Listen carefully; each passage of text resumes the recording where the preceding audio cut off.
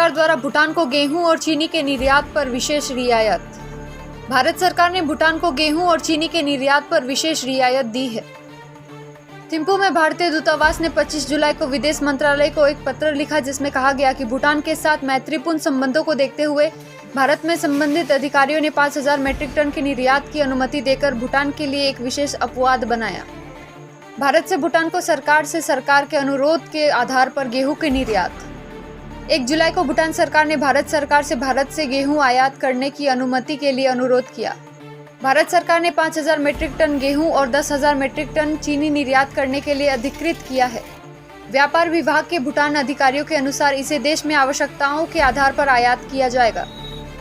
भूटान में आयात सूची में गेहूं अधिक नहीं है। पिछले 3 वर्षों में भूटान ने सालाना औसतन 5000 मीट्रिक टन गेहूं का आयात किया। औसत खपत के आधार पर भूटान सरकार ने 5000 मीट्रिक टन तक का अनुरोध किया है। भूटान RNR सांख्यिकी 2021 के अनुसार 5 वर्षों में गेहूं का उत्पादन धीरे धीरे कम हुआ है। 2017 में 3883 मीट्रिक टन गेहूं का उत्पादन किया गया था और पिछले साल भूटान में लगभग 1169 मीट्रिक टन गेहूं का उत्पादन किया गया था।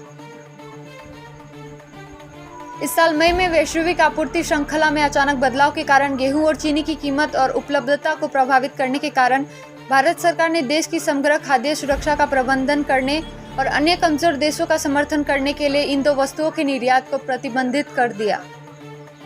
भारत सरकार ने 10,000 मीट्रिक टन चीनी आयात करने की भी छूट दी है, जिसमें से 6,156 मीट्रिक टन सामान्य खपत के लिए FCBL द्वारा आयात किया जाएगा और शेष भूटान में कच्चे माल के रूप में उद्योगों द्वारा आयात किया जाएगा।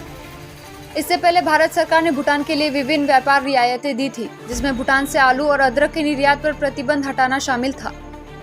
भारत सरकार ने विशेष रियायती दर पर नैनो यूरिया, नैनो नाइट्रोजन उर्वरक की आपूर्ति और भूटान को कोयले की आपूर्ति करने पर भी सहमति व्यक्त की है।